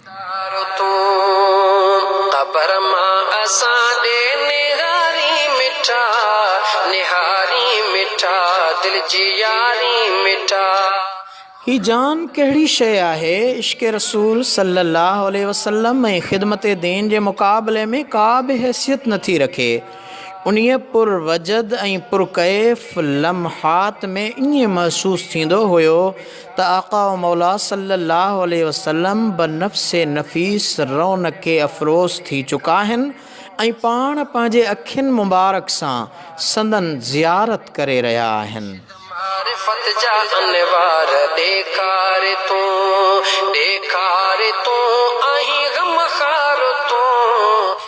सजण साईं दामत बरकातुल आलिया सोना साईं जन जी उन शख़्सियत, उन किरदार ऐं कैफ़ियत जो इज़हार बयानु कंदे ॿुधाइनि था त सोना साईं रहमतुल्लाह अलैह बज़ औक़ात अहिड़नि लम्हात में कुर्सी मुबारक तां उथी या रसूल अल्लाह जो नारो हणंदा हुआ। अहिड़े कमाल मुहब्बत जे तुफ़ैल जॾहिं अहल बैत हज़रात सोना साईं रहमतुल्लाह अलैह सां मिलण ईंदा हुआ त पाण उज़्र जे करे कुर्सीअ ते वेहण सबबि उन्हनि खे बि कुर्सीअ ते वेहारींदा हुआ ऐं नमाज़ पढ़ण वास्ते उन्हनि लाइ ख़ासि जाइ नमाज़ यानी मुसल्लो मुबारक विछाइण फ़रमाईंदा हुआ। आशिकन के अज कराई दीदार तू हक, आशिकन के अज कराई दीदार तू, आशिकन के अज कराई। सजण साईं फ़रमाइनि था त अल्लाह ताला पंहिंजे मुहब्बत जो मयार ऐं कसवटी ताबेदारी रसूल सल्लल्लाहु अलैहि वसल्लम खे क़रार ॾिनो आहे। इश्क़ रसूल जे दावेदार खे सुन्नत रसूल जी कसवटीअ ते परखियो। अगरि सुन्नत ते साबित ऐं क़ाइमु आहे त उहो पको आशिक़ रसूल आहे ऐं पंहिंजी दावा में सचो आहे। अहिड़ी तरह सोना साईं रहमतुल्लाह अलैह सुन्नत ऐं शरीयत मुताबिक़ पंहिंजी अमली ज़िंदगी खे बनाए छॾियो ऐं पंहिंजे मोतक़दीन मुरीदनि खे शबो रोज़ सुन्नत ऐं शरीयत जी ताबेदारी जो ताक़ीद कंदा रहिया ऐं फ़रमाईंदा हुआ त असांजो ख़लीफ़ो या मुरीद सुन्नत ऐं शरीयत जे ख़िलाफ़ कमु करे त असांजो उन सां को ताल्लुक़ नाहे। सोहिणा साईं सोहिणा मुंहिंजो दिलदारो तो आई गमखारो तो, दिलदारो तो आई गमखारो तो, सोहिणा साईं सोहिणा मुंहिंजो दिलदारो तो, सोहिणा साईं सोहिणा। सजण साईं सोना साईं रहमतुल्लाह अलैह जन जे हवाले सां फ़रमाइनि था त सोना साईं जन ख़ुसूसन ॾाढ़ी मुबारक, ॾंदड़ ऐं पटको मुबारक जेकी सिंध में मतरूकुल अमल थी चुका हुआ यानी रवाज खां ॿाहिरि थी चुका हुआ, उन्हनि खे नए सिर तरवीज ॾिनऊं जो संदन जे मोतक़दीन ऐं मुरीदीन जूं उहे सुन्नतूं निशान बणिजी वियूं। सोना साईं रहमतुल्लाह अलैह जी अल्लाह ताला सां शदीद मुहब्बत ऐं ईमान, रसूल अकरम सल्लल्लाहु अलैहि वसल्लम सां वालिहाना इश्क़ ऐं इताअत, सुन्नत ऐं शरीयत सां प्यार, पीर कामिल सां सचो नीह ऐं कामिल फ़नाइयत जूं झलकियूं संदन जे प्यारनि यारनि सुहिणनि शहरनि में मिलंदियूं। जुमिले जमायत जे हवाले सां सजण साईं फ़रमाइनि था त उन्हनि खे ताक़ीद कजे थो त हिन अज़ीम रूहानी नूरानी लासानी ख़ज़ीन सोहिणा साईं सोहिणा मुंहिंजो दिलदारो तो हक, सोहिणा साईं सोहिणा मुंहिंजो दिलदारो तो, दिलदारो तो जी दोस्तों, प्रोग्राम आलमी उताक में हिक भेरो अव्हां ॾेही परॾेही सजणनि खे सिक भरियो सलाम। मां आहियां जो मेज़बान आजिज़ रहमतुल्लाह लाशारी। सोहणा साईं सोहणा अॼोको ही ख़ासि प्रोग्राम काफिले जो सालारो तू सोना नक्शबंदी काफिले जो सालारो तू हक नक्शबंदी काफिले जो सालारो तू आही गम खारो तू सालारो तू आही गम खारो तू सोहणा साईं सोहणा मुंहिंजो दिलदारो तू सोहणा साईं सोहणा मुंहिंजो दिलदारो तू। हज़रत सोना साईं रहमतुल्लाह अलैह जन हमेशह ज़िक्र जी तलक़ीन फ़रमाईंदा हुआ ऐं उन ज़िक्र जी तलक़ीन में साईं जन हिकु तमामु संदन कलाम वली किताब जे अंदरि ख़ूबसूरत सिटराव लिखियो आहे। सोहणा मुंहिंजो दिलदारो तू क़यामत में आका इनायत कंदे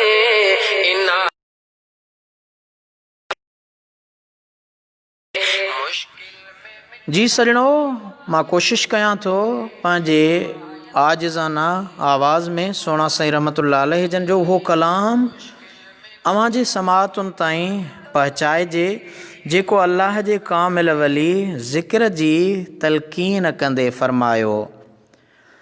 गाफ़िल तू ना गफ़लत कर ज़िक्र शाम सहर गाफ़िल तू ना गफ़लत कर ज़िक्र कर अल्लाह दा सुबह मसा ख्वा शाम सहर दाइम हिक अल्लाह दा ज़िक्र करे जिन्नो बशर मुर्गो माही हजरो शजर ज़मीं आसमां शम्सो क़मर कुछ शर्मधार अल्लाह दा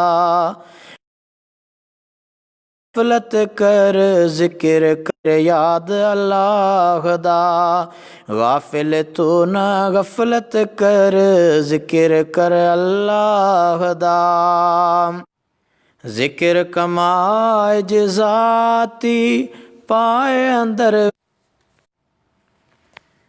गाफ़िल तू ना गफ़लत कर ज़िक्र कर अल्लाह दा ज़िक्र कमाए ज़ाती पाए अंदर विच झाती रहे रब बिना ना बाकी थी मुहब ख़ास अल्लाह दा अल्लाह है फरमाया हुक्म हकाने आया निजात दाहे पाया ज़िक्र कसीर अल्लाह दा गाफ़िल तू न गफ़लत कर ज़िक्र कर अल्लाह दा सीमो ज़र सदकात से नेकी जंग जिहाद से हर अमल ख्वा खैरात से आला ज़िक्र अल्लाह दा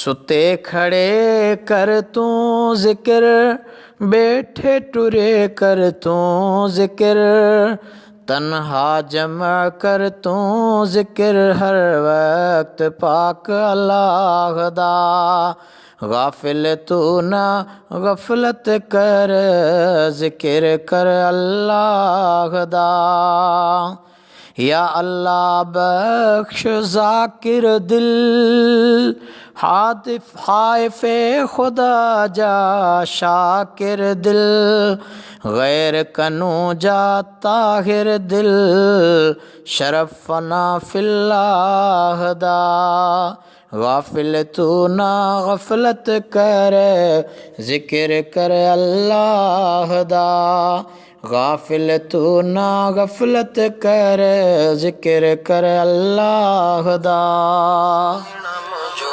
दिलदारो तू सोहणा साईं सोहणा मुंहिंजो दिलदारो तू दिलदारो तू आई गम खारो तू दिलदारो दिलदार तूं आई गम खार तूं। अहिड़ी तरह सां हज़रत सोना साईं रहमतुल्लाह अलैह जन ज़िक्र व अज़कार जी तलक़ीन सां गॾोगॾु पाण हुज़ूर आक़ाए दो जहां सल्लल्लाहु अलैहि वसल्लम जो तमामु बेबहा शान ॻायो अथनि, जंहिं शान जे हवाले सां संदन हिकु ख़ूबसूरत नात जा इब्तिदाई कलमात आहिनि। ही जग सदके हो जग सदके जाओ नबियन जो तइमाम मौला क़ाइम थियो इस्लाम मौला क़ाइम थियो इस्लाम। तमामु ख़ूबसूरत कलाम हज़रत सोना साईं रहमतुल्लाह अलैह जन जो मुख़्तलिफ़ पहलुअनि खां आहे ऐं यकीनन उन हज़रत सोना साईं रहमतुल्लाह अलैह जन फरमायो त तुंहिंजी सूरत जो छा कयां बयान मिठा, तो तां शम्स कमर हो कुर्बान मिठा। सोहिणा साईं सोहिणा मुंहिंजो दिलदार तूं आई गम खार तूं। जी सजणो, अवां ॿुधी रहिया आहियो प्रोग्राम आलमी उताक लोक अदब सिलसिले जो गोल्डन जुबली 50हों प्रोग्राम, जंहिंमें अॼोके प्रोग्राम में अवां जे समाअतुनि ताईं हज़रत सोना साईं रहमतुल्लाह अलैह जन जी शख़्सियत ऐं फ़न जे हवाले सां संदन उहा तारीख़ी तहरीर जेका हज़रत सजण साईं जन संदन कलाम वली संदन शाइरीअ वारे किताब ते लिखी अवां जे समाअतुनि ताईं पहुचाईसीं। औलिया जो आई इमाम तुंहिंजो आला मक़ाम तारीफ़ गा इन ख़वासो अवाम तुंहिंजो आला मक़ाम सालिहन ऐं सादिकन जो सरदार तूं सालिहन ऐं सादिकन जो सरदार तूं। इन ते अॼोके हिन असांजे प्रोग्राम आलमी उताक जो वक़्तु पंहिंजी पुॼाणी खे पहुचे थो। पंहिंजे मेज़बान आजिज़ रहमतुल्लाह लाशारी ताहिरी खे इन दुआ सां इजाज़त ॾींदा त जिते बि हुजो ख़ुशि हुजो, शाद हुजो, आबाद हुजो। मूंखे, मुंहिंजे बचड़नि खे, मुंहिंजे अहलो अयाल मिटनि माइटनि खे दिली दुआउनि में यादि कंदा।